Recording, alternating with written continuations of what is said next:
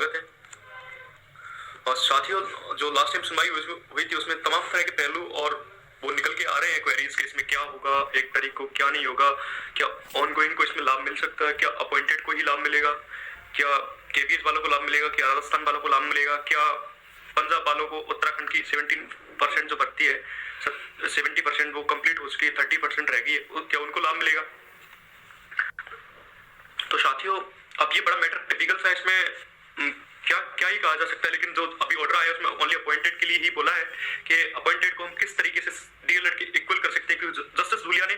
एक कमेंट की थी, उसमें कमेंट की थी कि बड़ी मुश्किल से जॉब मिलती है, फिर इनको वो ऐसे कुछ बोला था उस टाइम, तो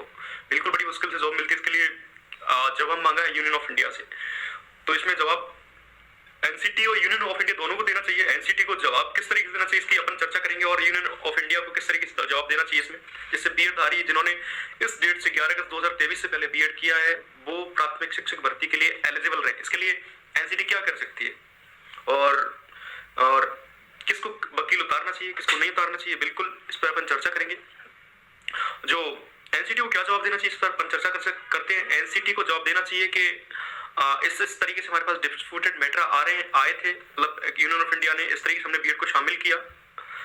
लो टेट पास कैंडिडेट तमाम तरीके के उस टाइम वो नहीं थे। अब इन जो हो गया वो हो गया, लेकिन इन स्टूडेंटों का क्या दोष जिन्होंने इस नोटिफिकेशन देखकर बीएड किया। और ऐसे एक मैटर था, एक इग्नू का जो जजमेंट था सुप्रीम कोर्ट का, जो बीटेक को लेकर,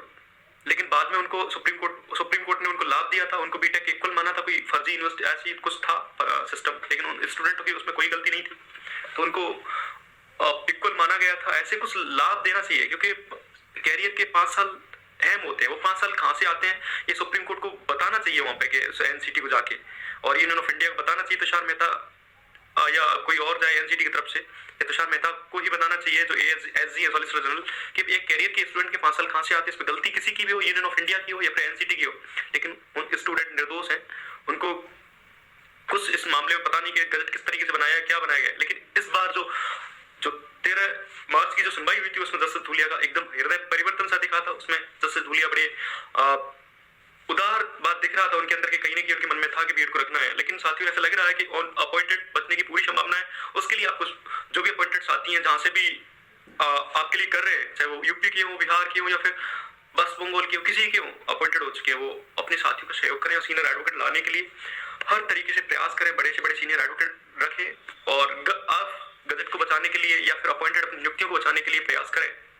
आपकी 1 महीने की सैलरी चली जाए तब भी आपको पीछे नहीं हटना है। हरीश साल्वे के लिए अड़े रहो, अपने साथियों को बोलो, हरीश साल्वे, मुकुल रोहतगी, बड़े बड़े सीनियर एडवोकेट लेके हैं, तो वहाँ चर्चाएं होंगी, तो इस बात में पता तो चले कि मैटर कितना सीरियस मैटर है, इस पर बच्चे बहुत परेशान है, इसकी समीक्षा की जाए। और ये मामला मेरे सुनने में आया कहीं ना कहीं सुप्रीम कोर्ट में इस मामले की